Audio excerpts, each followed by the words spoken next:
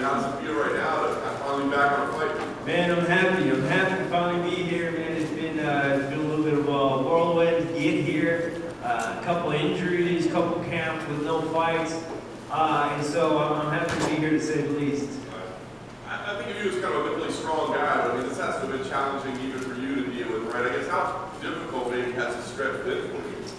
Man, I'm not going to go into detail, man, but it's been hard, bro. It's been hard on me. It's been hard on my family. It's been hard. Went to the valley of the shadow of death on my own, you know, and that's kind of what it feels like. Like mentally, I was, you know, getting depressed, going through the injuries, like what's going on with my life? Like, why is this happening? Like, I went through all of that, you know, and finally, I'm on the other side now, man. I was able to get remotivated. You know, it's hard to get remotivated, hard to get enough to train after going through all that. But I'm on the other side of it now, and I'm in a good place mentally, physically, spiritually, man. I'm very happy to be here. Very happy to continue to be doing what I love to do. That's awesome. So I guess then being on this big event, right? I mean, you know, pay-per-view, big card, Miami. I mean, does that kind of add action to it? Like, this is not just a fight night card, right? So this is on a big blockbuster event. Yeah, man. I mean, my last fight with a public, with a crowd, was a Darren Till fight in Madison Square Garden in 2019. So it's been a few years with no crowds, and I missed it. At first, when that happened, what was going on, I was like, the crowds don't matter. I'm locked in, whatever. But you go in there after a couple fights, you're like, oh man, yeah, it does make a difference having the crowds. And I'm excited to be here with a full crowd, sold out crowd in Miami. I mean, this is a historic card, It's been 20 years since they've been here. And big fights, you got big fighters fighting this weekend. Man, I'm very, very ecstatic to be here. Awesome.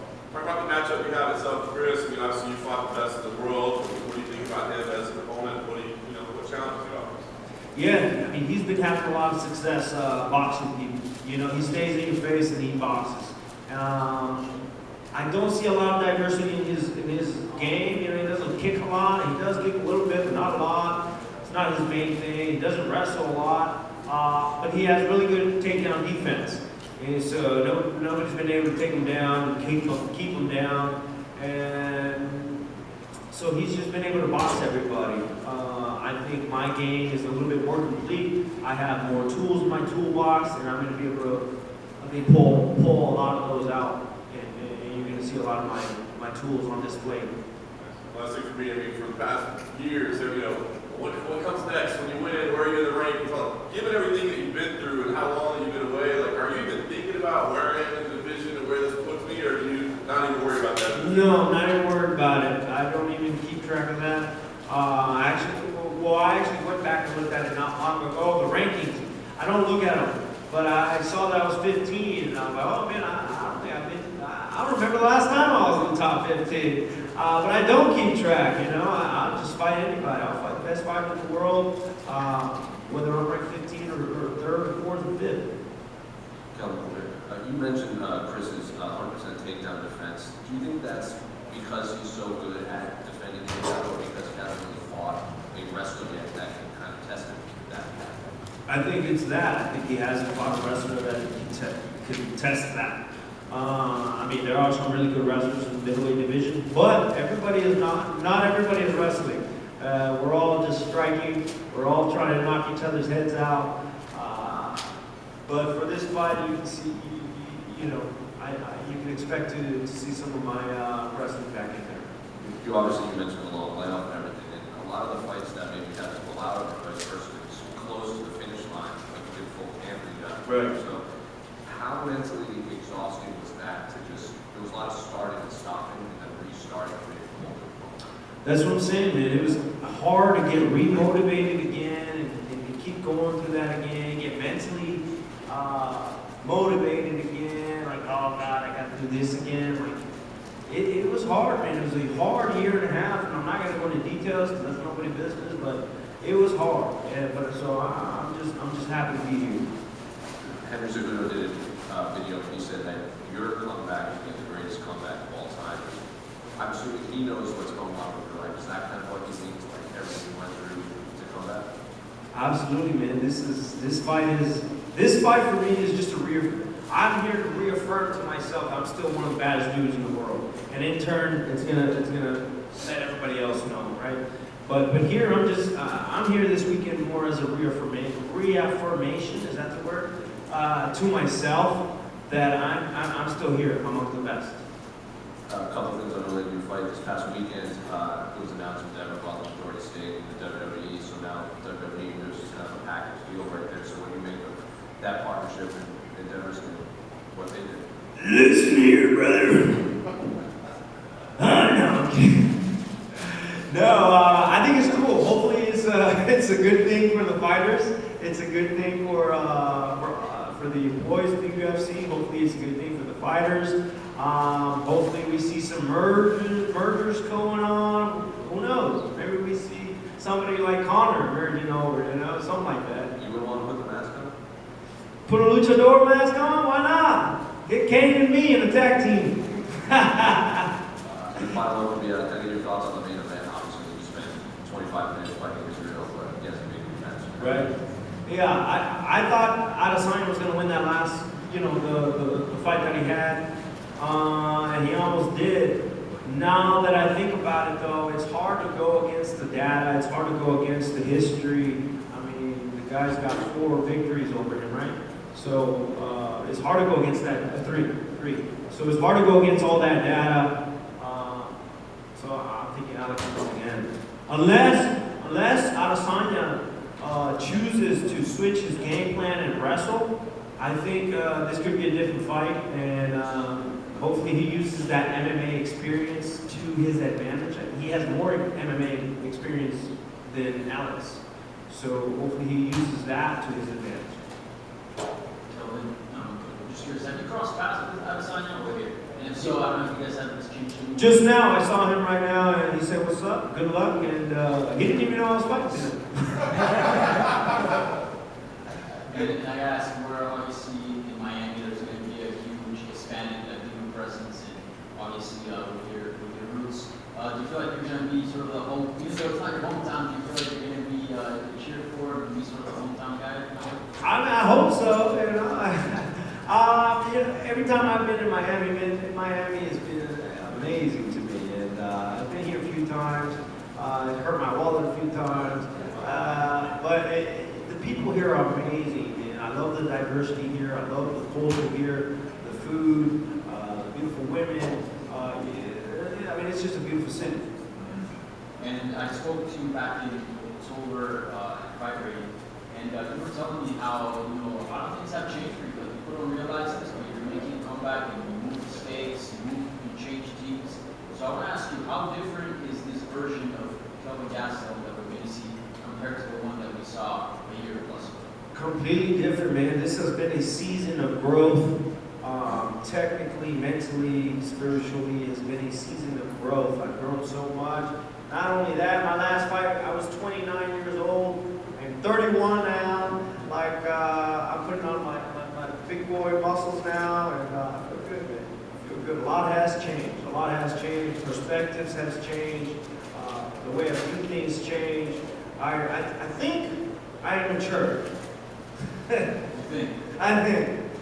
And last one, obviously there's been a long layoff, right, cancellations, injuries, and whatnot, but are you almost thankful that there's been this much time of break in order to reconstruct, rebuild, and come back strong? It has been a little bit of a blessing in disguise. In no way, shape, or form is 2 canceled bouts a good thing. But it has been a little bit of a blessing in disguise, getting healed up, getting physically, mentally healed. As awesome as this job is, you get to a point where it does get monotonous, it does get repetitive, because that's what it is. We repeat, wash and rinse is what we do in this game, and I think I got away from the things that I like, and I was just going through the motions, and kind of got lost in all of that, and it was good to get away from it for a year and a half. And appreciate where I am, appreciate this company, appreciate everything that comes with it. You know? So yeah, it was short. To shorten it out, yeah, it was good. It was good. Over here. Yes. Hey, to expand a little bit about being in Miami and first time in 20 years, and I'm just curious, when something like that happens as a fighter, does that even put a little more emphasis to go out there and have a good show and want to get this thing back to South Florida whenever, or do you not think so much about that? I think some people do. They want to go out there. They want to put on a good fight for the fans. Good fight here in Miami. There's going to be a lot of big name celebrities coming into town to check out these fights. So yeah, man, we want to put on a good show. We want to make a good impact. We want to come back soon. And on the merger you mentioned, there have been crossovers we've seen with like Ronda Rousey, Brock Lesnar, Junior Dos Santos, even CM Punk coming over to your side to the MMA.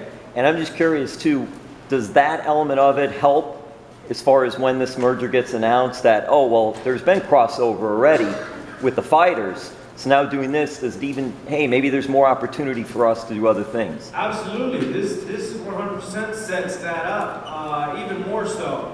I think mergers would be a good thing. I mean, it'd be good for the athletes that want to do that. Yeah, I think it's a good thing, man. I think it's a great, great thing. Coming over here to your left. Yes, sir. I'm curious your take, you know, in this fight, you opened up as an underdog, and now you're a slight favorite. I'm just kind of curious, like, do you have a take on why you might have been the underdog, if you think you should have been the underdog? I don't know. I like it when I'm the underdog. I feel like I fight better when I'm the underdog. I fight better when the pressure's on. I fight better when people don't expect me to win. And I think when people have expected me to win, I kind of take it for granted, and I'm like, you know. I think when people don't expect me to win, that's when I'm at my best. And then just kind of curious, you know, how you maybe see yourself in this fight. Decision, put them away, what's your take on that? I have no idea. I have so many things planned for this fight.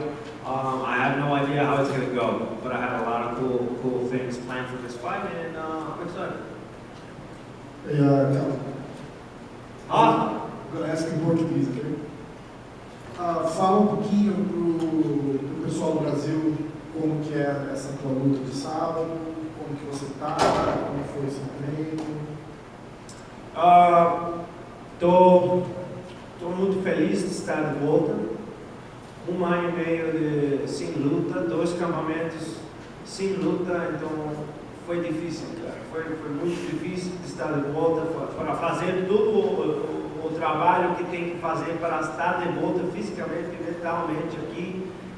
Foi muito difícil, mas agora estou no outro lado disso e estou em um lugar mentalmente e fisicamente muito bem, muito preparado para a luta. Estou feliz de estar aqui. Just a standard question of how are you feeling? To tell us if there's a crowd, how you're feeling. It's such a year and a half, 2 camps, all the work that I had to put in to actually be back here, and so happy to be on the other side of this right now. I'm very happy and very prepared. E fala pouquinho do que você acha da luta do Alex com o Adesanya. Eu pensei que a Adesanya ia ganhar a luta que tocou, né? Mas Alex é Alex, né? É bom, cara, um monstro.